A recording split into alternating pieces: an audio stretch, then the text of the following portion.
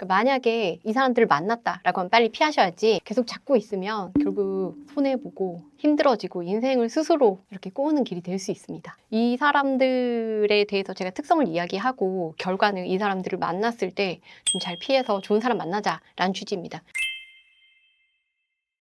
저는 다양한 사람들 많이 보죠. 그리고 사실은 저한테 오는 사람들은 어쨌든 뭐 부부관계에 문제를 겪어서 오는 사람들이 대부분이잖아요. 그러니까 내용들을 많이 보게 되는데 구체적으로 처음에 어떻게 시작해서 어떤 서사를 거쳐서 이게 어떻게 표현되는지 그 과정에서 의뢰인들이나 혹은 상대방 되는 사람들이 얼마나 힘든 어떤 시간과 그런 걸 겪었는지 그 각각의 인생에서 이제 사람들이 무엇을 느끼고 얼만큼 후회하는지 이런 거를 전반적으로 다 보죠.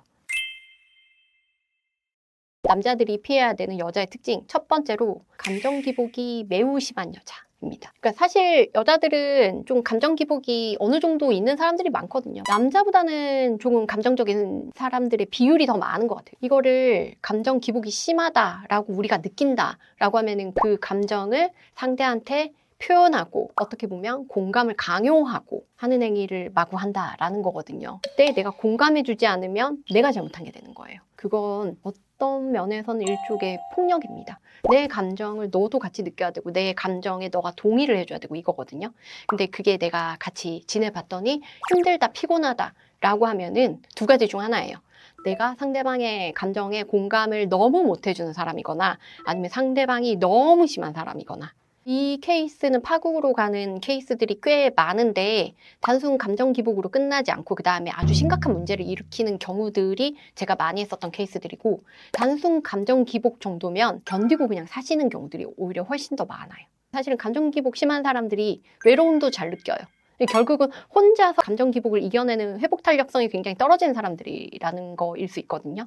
그러니까 다른 사람이 이걸 좀 채워주고 해야 되는데 내가 좀 바빠가지고 이 사람한테 약간 소홀했어. 회사 일로 바빠가지고 야근이 많아졌어. 그러면은 자기가 외롭잖아요. 그러면은 이걸 채워줄 다른 대상을 찾아서 바람이 나는 경우가 되게 많습니다. 감정 기복이 심한 사람은 어떻게 우리가 구별하느냐? 분노 조절 장애 같이 보일 때가 많아요.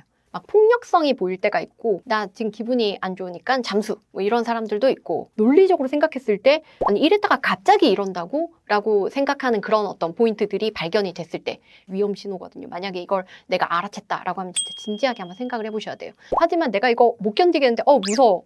왜 갑자기 이러지? 내가 이거 계속 이럴 수 있을까? 라고 생각을 하면은 도망칠 준비를 하셔야 된다는 거예요. 사실 감정 기복 심한 사람들이랑 결혼하면 좀 행복하지 않을 수 있어요. 그러니까 결혼 생활을 유지하더라도 매번 맞춰주고 매번 이렇게 진이 빠진다고 해야 되나? 그리고 눈치 보게 되고 그럴 수 있어요. 이런 감정 기복의 모습이 처음에는 매력적으로 보일 수 있거든요. 왜냐하면 내가 예상하지 못한 반응을 막 보이는 거잖아요. 갑자기 이 시점에서 화를 낸다고? 갑자기 이 시점에서 잠수? 막 그러면 왜 이러지 하면서 상대방 생각을 막 많이 하게 되고 그러면은 거기에서 내가 이 사람의 행동 어떤 하나하나에 안절부절하지 못하는 나를 발견하게 되고 그랬다가 이 사람이 다시 좋은 모습 보여주면은 그게 너무 고맙고 귀엽고 막 이러면서 막 매력에 빠질 수 있어요. 조심해야 됩니다. 그거 아니에요. 이거는 우리가 다 아는 거예요. 남들과 비교를 수시로 하는 사람. 내가 뭘 해줘도 은근히 비교하는 사람들 특히 조심하셔야 되고요. 왜냐면 나중에는 직설적으로 비교하거든요. 결혼하고 나서 비교를 막 이렇게 당하는 의뢰인들이 되게 많거든요. 연봉, 집안에서 뭘 해주는지 이런 것들을 전부 막 주변 친구들이랑 뭐 해줬대, 뭐 어떻대 막 이러면서 비교하고 그걸 본인 입으로 이야기할 때도 있고 본인의 의사는 아닌데 우리 엄마가 그랬어. 아빠가 그랬어. 막 그렇게 하면서 그걸 여과 없이 상대방한테 이야기하는. 근데 그런 사람들 보면 진짜 부족한 사람들이냐? 전혀 그렇지가 않거든요. 되게 사회적으로 안정적이고 아주 다정다감하고 아주 좋은 아빠고 아주 좋은 가장인데 그런 취급을 집에서 당하는 경우들이 꽤 많더라고요. 그리고 그게 몇 번 하고 그만두는 게 아니고 나중에는 일상이 돼요. 그러니까 한마디로 집에서 계속 정신적으로 학대를 당하고 있는데 그게 참 이혼 사유로 뭔가 주장을 하기도 애매하고 자기는 더 이상 행복하지 않은데 나 이 결혼 생활 그만하고 싶은데 내 이혼 사유로 아내가 수시로 나를 비교합니다. 이거 쉽지 않거든요. 그러면 사실은 우리가 실제로 겪었던 그 사실관계나 나의 스트레스는 100이라고 하면 이혼 소송에서 현출할 수 있는 거는 5도 안 돼요. 그러면은 나는 이혼하고 싶어도 이혼도 못할 수도 있어요. 이렇게 정서적으로 학대를 당하면서 계속 혼인관계를 이어나가는 남편들이 꽤 많아요. 제가 케이스를 보면 남자들이 아내에 대해서 비교하는 케이스는 정말 별로 없어요. 있죠. 있는데 거의 없어요. 근데 여자들이 남편을 뭐 여기저기에 다 비교하는 케이스는 너무 많아요. 그리고 그런 말들을 함부로 하더라고요. 여기에서 이제 문제는 함부로 한다는 데 있어요. 근데 그런 거는 우리가 조금 주의하면 볼 수 있어요. 나한테 꼭 이야기 안 하더라도 이렇게 친구들과의 어떤 관계나 뭐 이런 거에 있어서 자기가 불만을 이야기할 때 이 친구가 좀 남들과 비교를 많이 하고 스스로도 남들과 비교를 많이 하는 사람이구나. 그런 거에 뭔가 불만을 가지는 친구구나. 이런 거는 우리가 파악을 하려고 하면 파악할 수 있거든요. 그런 부분들을 우리가 미리 알 수 있기 때문에 이런 사람 만났다라고 하면은 가능하면 피하시는 게 좋지 않을까 싶습니다. 상대방의 호의를 당연하게 받아들이는 사람, 이런 사람은 피하세요. 그리고 호의가 계속되면 둘리가 된다고 이야기하잖아요. 둘리가 되지 말고. 우리가 그 둘리도 이야기하는데 권리라고도 이야기를 해요. 호의가 계속되면 권리인 줄 안다. 이거 되게 흔하게 많잖아요. 어떤 생일 선물 했을 때 나는 상대방한테 10만 원짜리 선물을 해줬는데 상대방은 10,000 원짜리 선물을 해주고 그게 꼭 등가적이어야 된다. 라고 이야기하는 건 아니에요. 왜냐면 저는 반반 결혼 반대하는 사람이니까. 누구든 능력이 있으면 그냥 더 내면 되는 거긴 한데 그걸 당연하지, 네가 하는 게 당연하지 라고 이야기하는 사람도 있고 그때마다 너무 고맙게 생각하는 사람도 있고 감사하고 미안하고 뭐 이런 감정을 표현하고 가지는 사람이 있단 말이에요. 그런 부분들이 나중에 혼인 생활을 시작을 했었을 때는 누군가 일을 했을 때, 집에 왔을 때 오늘도 고생했어 이 말을 해줄 수 있는 사람인가, 아니면 왜 이거밖에 못 벌어와 라고 하는 사람인가를 판가름 짓는다 라고 생각하시면 되는 거예요. 자기가 되게 열심히 일해가지고 돈 버는 사람들은 사실 이 노동의 가치를 알고 돈이 얼마나 귀한지도 알고 그런 돈을 그냥 누군가 무상으로 줬을 때 굉장히 크게 감사함을 표현할 수 있는 그 토대가 되는 거고 하잖아요. 그런 과정이 있는 사람들은. 근데 이거를 당연하게 생각한다라는 점은 거기에 대한 아예 생각 자체가 없는 거고 경험도 없는 거고 하거든요. 그걸 우리가 누군가의 아래에서 20년 이상 교육받은 사람, 그렇게 살아온 사람을 우리가 교육시켜서 바꿀 수는 없는 거예요. 그러니까 그런 가치관을 가졌다라고 판단이 되면은 좀 피하는 게 좋지 않을까라는 생각이 듭니다. 당연하게 생각하는 사람은 요구도 잘해요.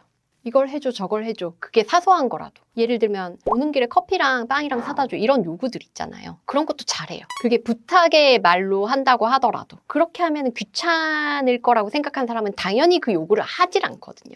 예쁘게 표현한다고 해서 그게 이 사람은 당연하지 않게 생각하는구나 라고 생각할 게 아니고 요구를 하는가의 측면에서 봐야 돼요. 1번 허세남. 허세남의 거짓말에 무책임이 3종 세트로 같이 다녀요. 그래서 이거 조심해야 됩니다. 허세남은 보통 요만큼 가진 걸 요렇게 부풀리는 사람들이잖아요. 요런 이야기를 요렇게 이야기하는 사람들. 물론 굉장히 재미있을 수 있거든요. 근데 이런 사람들을 그냥 단순 재미로, 이야기꾼으로 봤을 때랑 실제로 그거를 활용해서 자기가 매력적으로 막 더 보이려고 그런 사람들이 있어요. 근데 제가 이야기 드리는 건 투자를 조심하라는 이야기예요. 자기가 그거를 자기가 사업으로 그렇게 매력적으로 보이려고 쓰는 사람들도 있고 그런 사람들이 이제 자칫 형사사건의 연루가 되기도 합니다. 이런 사람들의 특징 중에 하나는 초긍정적으로 사고를 해요. 그리고 나서 만약에 일이 틀어진다. 그럼 어떻게 해요? 책임을 안 져요. 이런 허세를 부릴 수 있는 건 사실 좀 무책임해야지 그런 말을 할 수가 있는 거거든요. 그래서 이런 사람이랑 결혼을 하고 나서 보면은 이 사람들은 허세는 심한데 안 됐을 때 모면을 하기 위한 거짓말을 많이 하고 그 거짓말을 함에 있어서 자신이 그 거리낌이 하나도 없는 사람이고 근데 이 사람들은 또 무책임해요.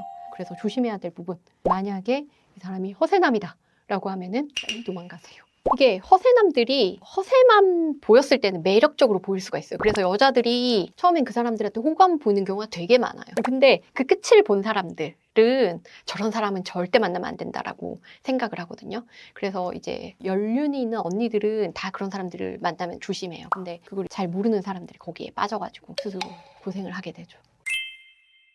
인격적으로 성장하지 못한 사람 피해야 됩니다. 인격적으로 성장하지 못한 거는 약간 우리나라를 조금 한번 생각을 해볼게요. 우리나라가 산업 발전 막 이뤘는데 의식이 좀 따라오는 데까지 시간이 걸렸잖아요. 그거랑 비슷하다고 생각을 하시면 돼요. 우리가 보통 결혼할 때 조건 보고 많이 결혼하고 연애할 때도 그런 거 많이 보잖아요. 근데 그런 거 봤는데 그 사람은 아직 이 사회적 지위에 도달하지 못한, 인격적으로 내면적으로 성숙하지 못한 사람이야. 그렇다면은 어떤 문제가 생기느냐?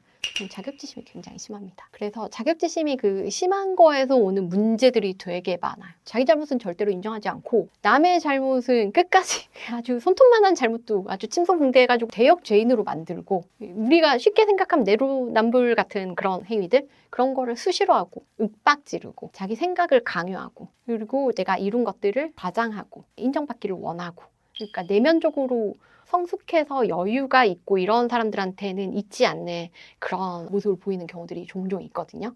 그런 사람들은 조심해야 됩니다. 제가 인격적으로 성장하지 않은 사람을 조심해야 된다. 자격지심이 있는 사람을 조심해야 된다라고 하면 그런 사람 누가 만나? 라고 생각을 하실 거잖아요. 이런 사람들이 사회적으로 이룬 게 좀 많을 때, 그럴 때 조심하셔야 되는 거예요. 왜냐하면 사회적으로 이룬 게 많은 사람들, 사회적 지위가 높은 사람들은 매력적으로 보이잖아요. 그럴 때 만약에 이 사람이 인격적으로는 굉장히 성숙하지 못한 사람인데 돈만 많다. 근데 내가 이 사람한테 매력을 느꼈다라고 했을 때는 이제 힘든 일을 겪을 수 있습니다.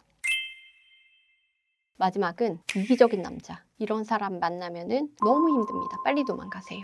자기 주관이 뚜렷해 보일 수 있어요. 자기 주관이 뚜렷하면 어떤 면에서 멋있어 보일 수 있거든요. 그런데 자기 주관이 뚜렷하고 자기가 틀렸을 때 아, 내가 틀렸네 할 수 있는 사람이면 굉장히 좋은 사람이겠죠. 근데 나는 끝까지 안 틀려. 나는 무조건 맞아. 너가 틀렸어. 늘 그런 사람이 있어요. 자기가 틀린 점을 인정하지 않고 또는 틀렸다라고 인정하는데 너무 보통의 사람들보다 더 많은 데이터와 증거와 설득이 필요한 그런 류의 사람들.